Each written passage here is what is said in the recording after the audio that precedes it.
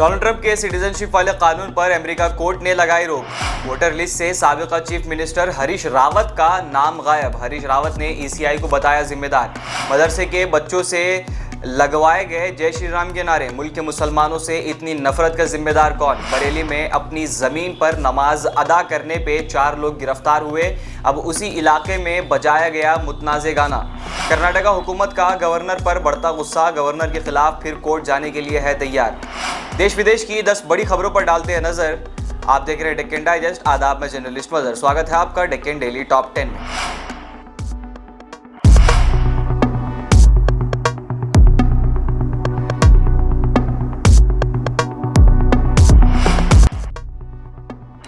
Donald Trump के citizenship वाले कानून पर अमेरिका कोर्ट ने लगाई रोक। अमेरिका की अदालत ने जुमेरात को डोनाल्ड ट्रंप के अहम तरीन फैसले को सबसे बड़ा झटका दिया है। अमेरिका सीटल के जज ने ट्रंप की जानिब से बनाए जाने वाले सिटीजनशिप ऑर्डर को ब्लॉक कर दिया है। आपको बता दें कि 2 दिन पहले ट्रंप ने अमेरिका में यह हुक्म दिया था कि 20 फरवरी के बाद से अमेरिका में लीगली और इलीगली रह रहे गैर मुल्की लोगों को पैदा होने वाले बच्चों को अमेरिका सिटीजनशिप नहीं देगा। इसको लेकर अमेरिका सीटल जज ने इस कानून पर रोक लगाने का हुक्म जारी किया है। ट्रंप के इस फैसले के बाद काफ़ी हंगामा मचा हुआ था। एक रिपोर्ट के मुताबिक ट्रंप के इस ऐलान के बाद सी सेक्शन ऑपरेशंस की तादाद में आसमानी इजाफा हुआ था। उम्मीद है कि अब इस स्टे के बाद मासूम बच्चों की जान के साथ खिलवाड़ बंद होगा। वोटर लिस्ट से साबिका चीफ मिनिस्टर हरीश रावत का नाम गायब। हरीश रावत ने ईसीआई को बताया जिम्मेदार। उत्तराखंड में जुमेरात को बल्दियाती इलेक्शन की वोटिंग का अमल मुकम्मल हो गया। इस दौरान वोटरों ने बड़ी तादाद में वोटर लिस्ट से अपना नाम गायब होने की शिकायत की। खुसूसी तौर पर मिनिस्टर्स, माइनॉरिटीज़ और कांग्रेस सपोर्टर्स एरिया में ये शिकायतें सुनने को मिली कि इस दौरान उत्तराखंड के साबिका चीफ मिनिस्टर हरीश रावत का नाम भी वोटिंग लिस्ट से गायब होने का मामला भी सामने आया है। वहीं देहरादून में 300 लोगों का नाम वोटर लिस्ट से गायब बताया गया। वोटर लिस्ट मैनिपुलेशन का इल्जामात के बीच साबिका चीफ मिनिस्टर हरीश रावत का नाम वोटर लिस्ट से गायब होने की खबर के बाद हंगामा मचा हुआ है। हरीश रावत ने वोटर लिस्ट को लेकर मुल्क भर में फैलती अंधाधुंध धांधली पर इलेक्शन कमीशन ऑफ इंडिया को जिम्मेदार ठहराया है। उन्होंने मीडिया से बात करते हुए ईसीआई के खिलाफ कार्रवाई करने का भी डिमांड किया है। सोचने की बात है कि अगर एक स्टेट के साबिका चीफ मिनिस्टर और साबिका मरकजी वजीर को इलेक्शंस में धांधली का निशाना बनाया जा रहा है तो फिर आम अवाम का तो सिर्फ ऊपर वाला ही निगहबान है। मदरसे के बच्चों से लगवाए गए जय श्री राम के नारे। मुल्क के मुसलमानों से इतनी नफरत का जिम्मेदार कौन। मुल्क में नफरत इस कदर बढ़ रही है कि हम सोच भी नहीं सकते। मुल्क के मुसलमानों को लोग अजीब नज़र से देखने लगे हैं। वैसे तो सोशल मीडिया पर हर दिन अलग अलग वीडियोस वायरल होती हैं, लेकिन बिहार की ये वीडियो ने इन दिनों हलचल मचा दी है। आप देखिए कि इस वीडियो में 3 बच्चों से कुछ हिंदू शिद्दत पसंद लड़के जय श्री राम का ज़बरदस्ती नारा लगवा रहे हैं। अब सवाल ये पैदा होता है कि क्या अब हम हमारे बच्चों को बैरून शहरों में तालीम हासिल करने के लिए भी नहीं भेज सकते हैं। इस वीडियो पर हर किसी की नज़र होने के बाद भी कोई एक्शन नहीं लिया जा रहा है। स्कूल की दीवार पर अल्लाह अकबर लिखने के इल्ज़ाम में 8वीं जमात के बच्चे के साथ मारपीट और जय श्री राम के लगवाए गए नारे।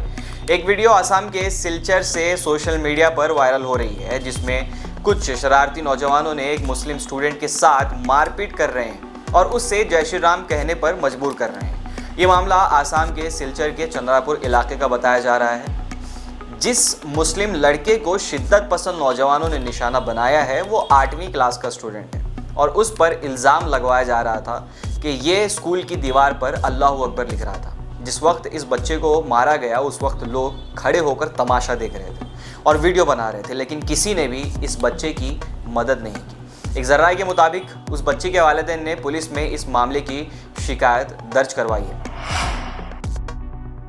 बरेली में अपनी ज़मीन पर नमाज अदा करने पे 4 लोग गिरफ्तार हुए। अब उसी इलाके में बजाया गया मुतनाज़े गाना। सोशल मीडिया पर एक वीडियो तेज़ी से वायरल हो रहा है, जिसमें फुल साउंड के साथ मुस्लिम मुखालिफ लोगों की जानिब से मुतनाज़े गाना बजाया जा रहा है, जिस पर शिद्दत पसंद नौजवान नाच रहे हैं। लाउडस्पीकर से बजने वाले इस सॉन्ग में अल्लाह क्या भला है ऐसे जुमलों का इस्तेमाल किया जा रहा है। वायरल होने वाला ये वीडियो बरेली का बताया जा रहा है। बरेली में टीन शेड से बने मकान में नमाज पढ़ने के मामले में 4 लोगों को गिरफ्तार किया गया था। वहीं खुलेआम सड़क पर अल्लाह के नाम पर मुतनाज़े सॉन्ग बजाया जाने लगा है। पुलिस को इस मामले की भी जांच करते हुए एक्शन लेने की ज़रूरत है।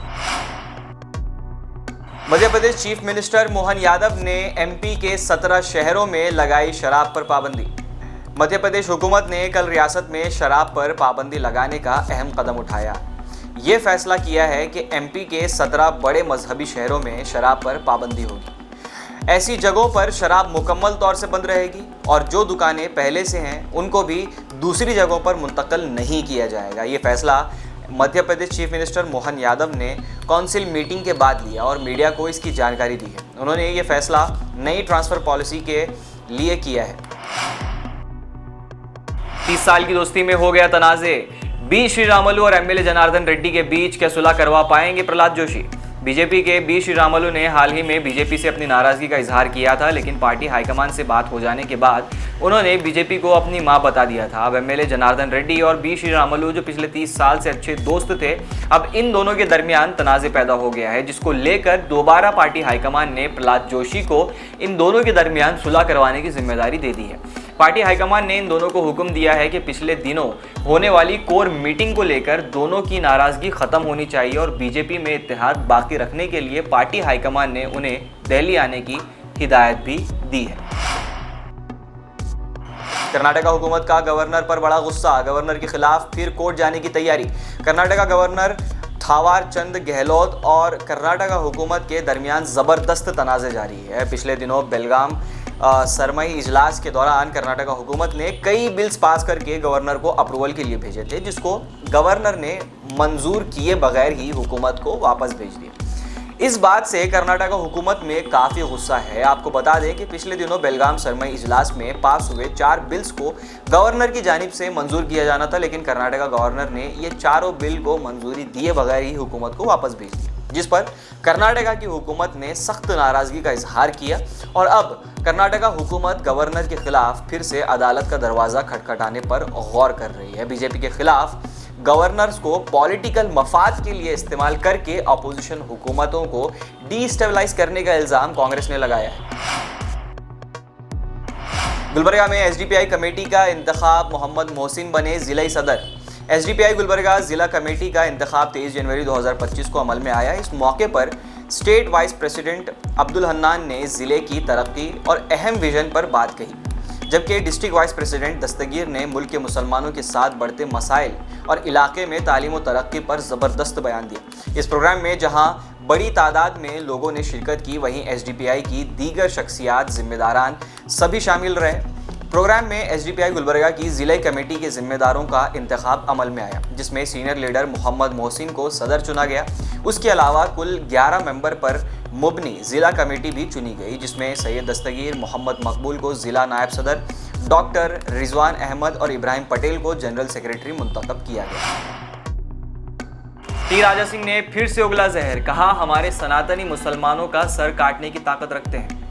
बदनाम ज़माना BJP leader T Raja Singh ने फिर से एक मरतबा अपनी नफरत फैलाते हुए समाज में जहर उगलने का काम किया है। एक जलसे से खिताब करते हुए राजा सिंह ने कहा कि सनातन धर्म को मानने वाले हमारे साधु भाई सिर्फ महाकुंभ में के वक्त ही बाहर आते हैं। आपको बता दें कि उत्तर प्रदेश में टी राजा सिंह ने महाकुंभ में शिरकत की और एक प्रोग्राम के दौरान उन्होंने खुले अल्फाज में हिंदुस्तान की अदलिया, इंतज़ामिया और हुकूमत को चैलेंज करते हुए कहा कि हमारे सनातनी सिर्फ महाकुंभ मेले के समय बाहर निकलते हैं। लेकिन अगर आप उनकी तारीख देखते हैं तो आपको मालूम होगा कि जब हिंदुओं पर आफत आई है तो ये साधुओं ने त्रिशूल और भाला उठाकर मुसलमानों का सर काटने का काम किया है। क्या इन लोगों को अब भी 15 मिनट चाहिए? अगर हमारे साधु अपनी ताकत दिखाते हैं, 15 मिनट की बात करने वाले पाकिस्तान भाग जाएंगे। देश विदेश की 10 बड़ी खबरों का सिलसिला यहीं पर थमता है। अगर आपको हमारा काम पसंद आता है तो चैनल को फॉलो और सब्सक्राइब जरूर कर लीजिए और इस वीडियो को अपने दोस्तों तक पहुंचाइए ताकि इन्फॉर्मेशन उन तक भी पहुंच सके। इसी के साथ अगले एपिसोड में, अगले वीडियो में देश विदेश की 10 बड़ी खबरों के साथ फिर आपकी खिदमत में हाजिर होंगे। तब तक के लिए बने रहिए हमारे चैनल डेक्कन डाइजेस्ट के साथ।